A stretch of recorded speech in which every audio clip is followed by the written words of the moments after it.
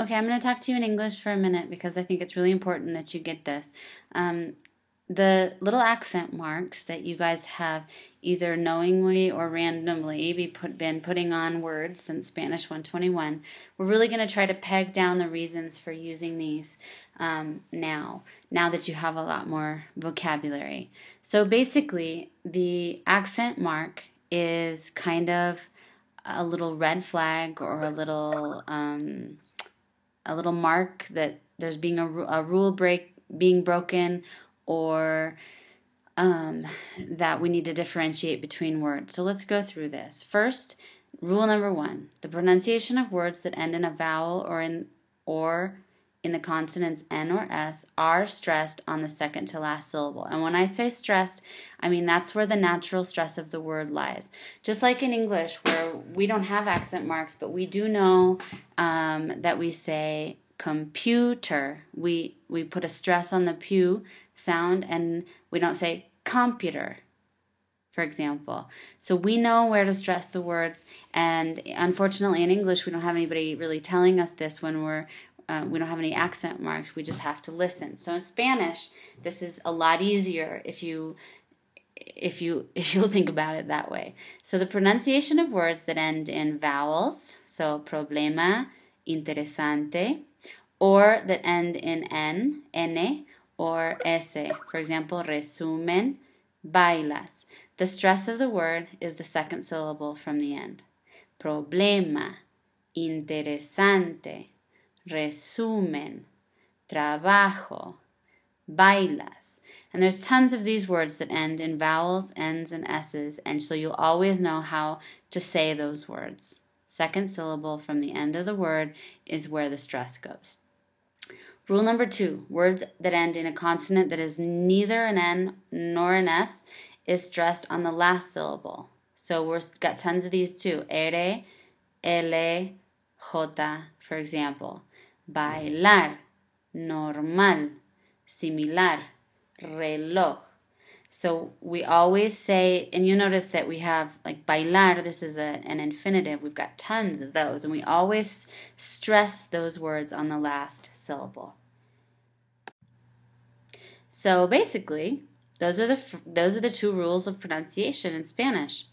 So if a word does not follow one of the first two principles described above, the word is an exception to the norm and must carry a written accent to indicate where the stress falls. So if you look at this word, sofá, if we see that it ends in a vowel, right, and we split it into syllables, oops, that didn't want to work. Okay, so if we see that this is a two-syllable word and it ends in a vowel, then the natural stress should occur here. But we don't say sofa in Spanish. We say sofá. So since it's breaking a rule, in other words, it's being stressed on the last syllable, we do use an accent mark. Here's another example. Árbol. So it ends in a consonant other than N or S. So the stress should be on the last syllable. Árbol.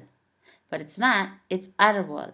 So the reason that we have that accent mark is to tell the reader where to say the stress.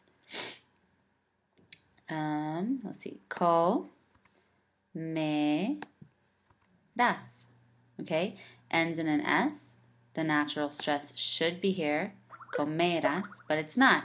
It's comerás. This is the future tense, and we use the accent mark to show that. I don't know why this is on here. This should be. Okay, menú, función. Here we have a two-syllable word. It ends in an N, which means the natural stress should be here, but it's not, so we mark the stronger of the two vowels in that diphthong. Okay? Another reason to have an accent mark would be if we're differentiating between two words. Tú, tú. So we have you and your. Él, él. He and the. Te, te. Ti and you as an object pronoun. Me, me. Me is a prepositional pronoun, like a mí me gusta bailar, versus me, possessive adjective, mi libro es interesante. And you know there's several of these, and you can tell that this has nothing to do with pronunciation. It all has all to do with meaning. Interrogative words, we learned this at the very beginning of Spanish 121, that we always put an accent mark on a question word when it is a question. So here we have, ¿Cuándo tienes clase? This is a question, so we do use the accent mark. But when we say cuando and it's not a question, we do not use an accent mark. Cuando estás en clase, ¿hablas mucho? This cuando right here does not infer a question. We need to divide syllables in a word to be able to figure out basically if, where the stress lies. So most of the time, this is a consonant and a vowel. If a consonant is found between two vowels, it's united with the second vowel. Baila, oro. If two consonants occur between vowels, they are usually united with the second vowel. Habla, Africa. This is a normal thing, even in English. Ble, fre. Sometimes they're divided. Say it and you will find this easiest. So instead of saying actor, which CT doesn't really make a very good combination, we have actor. Rt doesn't, it's hard to do it RT together, so we split them up. Carta. The combination of two strong vowels form two syllables. So here we have museo, maestra. The combination of a strong vowel and a weak vowel, or two weak vowels, form a diphthong. We learned this in Spanish 121. This is just a reminder that we have qui instead of cui, right? Cuidado, bueno. So as far as vowels go, if the combination of a strong vowel and a weak vowel, the weak vowel carries an accent, the diphthong is divided into two syllables.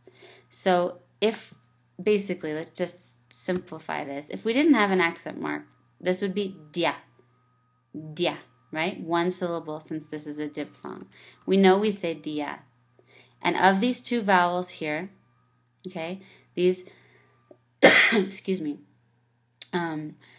the strong vowel a and the weak vowel e, the weak vowel gets the accent mark. And that makes sense. I think that you can tell that if you said this, it would be dia instead of dia.